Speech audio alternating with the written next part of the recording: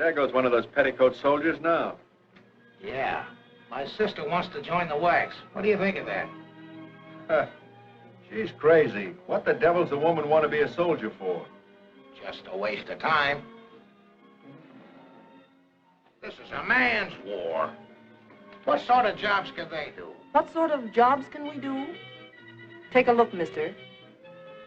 X-ray technicians, inspectors of Army meat, teachers schooling our soldiers, wax or classification experts, assignment interviewers. So this is a man's war, is it? Wax are at work on every sort of Army vehicle, doing every sort of motor transport job, testing walkie-talkies, testing radio tubes. Those are just a few of the jobs they do. There are 239 more. Hey, you two armchair generals on the porch, here's something more for you to think about. Listen. General Eisenhower said, in many jobs, wax do the work of two men. The Army needs and can use all it can get. And listen to the women of the United Nations. They too have some ideas on the subject. The English with their calm courage, the stalwart women of heroic Russia, the Canadian and Australian women, the women of China with their undying fortitude, and tens of thousands of American wax. What are their ideas on the subject? Listen. We shall live up to the legends of our fighting men.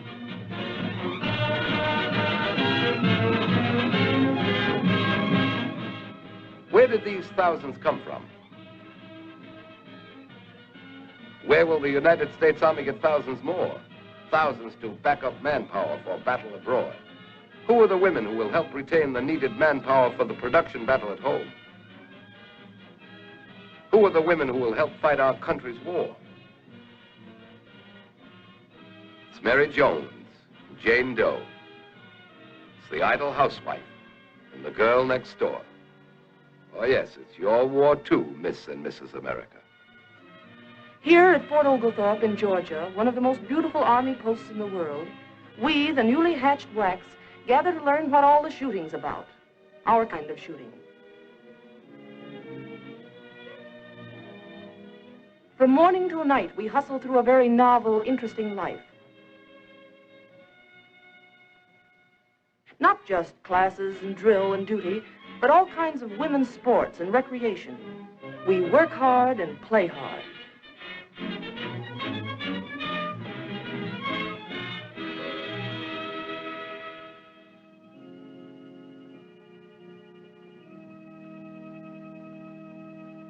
We learn that the Army's privileges as well as its hardships are ours. We get furlough rates on trains, special prices at theaters, special life insurance rates. We know that the rumors about the wax are so much hot air. Scratch that one out. Off-duty, rayon, or whatever you can get.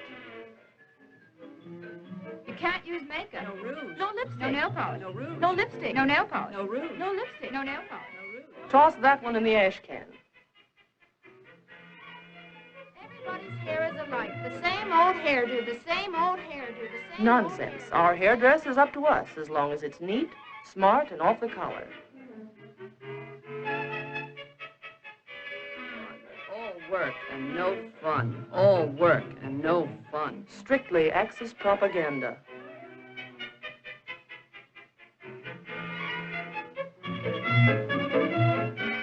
From wax training centers at Fort Oglethorpe and at Des Moines, wax go forth to Army posts, camps, specialist schools, air bases, to every part of the United States.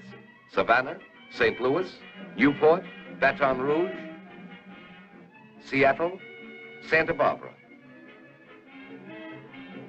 To Washington, our nation's capital, come hundreds of wax, many to be stationed in the famous Pentagon building and attached to the combined chiefs of staff. Wax are entrusted with tasks involving the utmost secrecy. Here, the important work of decoding messages whose information must be carefully guarded and transcribed with perfect accuracy.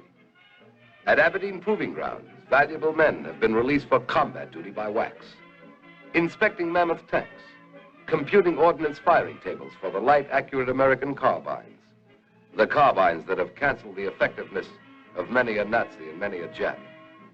Here, they also check the efficiency of remote control units and make secret ballistic measurements. These are just a few of the important and interesting jobs done by WACS. At air bases here and overseas, women soldiers perform over 25 technical jobs. War jobs now, but civilian careers later on. We are in the machine shop, in the repair shop. We rig the parachute. We guide our flyers home. Altitude 5,000 feet. 5000. Request landing instructions. Mitchell Field Tower to Army 3131. Circle field twice at 3,000 feet. Let me in, will you? I've got a heavy date tonight. Keep your chute on, Lieutenant. Field won't be clear for 5 minutes. Potential American pilots are taught blind flying by our WACS. They are taught to handle night raids over Europe and the Black Pacific, taught to navigate safely through black space, loaded with hidden peril.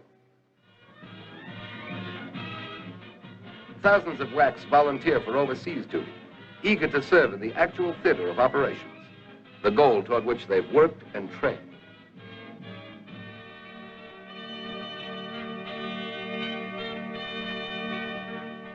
Wherever the American armies will go, WACS may follow.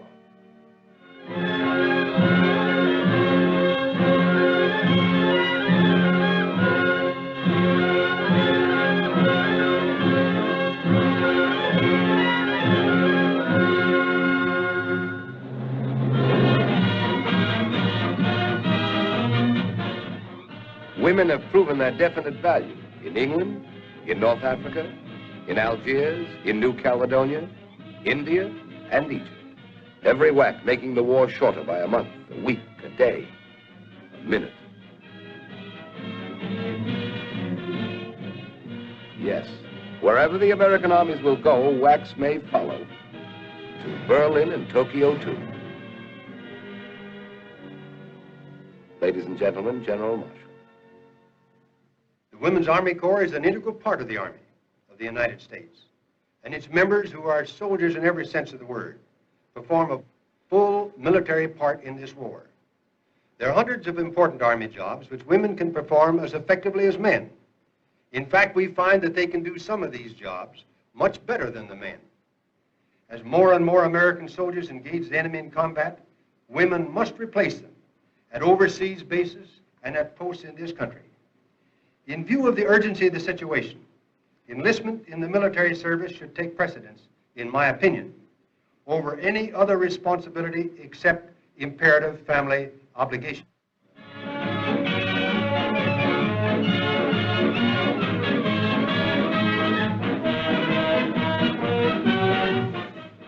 In 1918, we were on the sidelines.